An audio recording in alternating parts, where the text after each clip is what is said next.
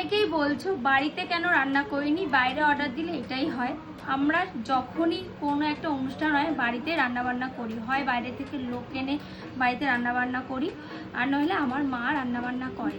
তো যেহেতু মারও বয়স হয়েছে, তারপরে আমার দুটো বেবি, সবাই আদর করতে চায়, সবার একটা টাইম কিন্তু দরকার। আর বাড়িতে একটা অনুষ্ঠান মানে সবাই কি রান্নাবান্নাই লেগে থাকবে বলো? তার জন্য আমি আর তোমাদের দাদাভাই ভেবেছিলাম যে কাউকে কোনো কাজ করতে দেবো না, আমরা বাইরে থেকে বিরিয়ানি, কারণ ঘরেই বিরিয়ানিটা হতো, আমার মাই বানাতো। তার জন্য মাকে বললাম যে তাহলে তোমাকে কষ্ট করতে হবে না, যেহেতু গরম পড়ে গেছে, আমরা বাইরে অর্ডার দেবো, বাইরে থেকে চলে আসবে, খাওয়ার টাইমে সবাই আমরা খাবো দাবো, একটা আনন্দ করব।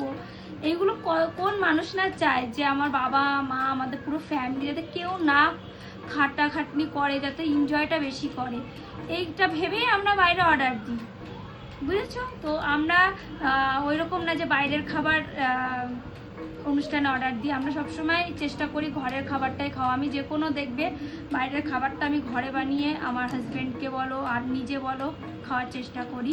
তো এটাও সেম জিনিসই হতো, কিন্তু শুধু আমার মায়ের, আমাদের যে ফ্যামিলিতে যারা যারা আছে সবার কষ্ট যদি না হয়, তার জন্য এই জিনিসটা করা। তো এটা যে এতটাই খারাপ হবে আমরা তো কেউ বুঝিনি। আর কি বলবো, আর কিছু বলার নেই। তো এটা একবার ঠকেছি, এখন তো আর ওখান থেকে নেব না। মানুষ বলে না একবার ঠকে বারবার ঠকে না, তো ওটাই আমরা একবার ঠকে গেছি, সেই দোকানে তো আমরা আর পাই রাখবো না। তো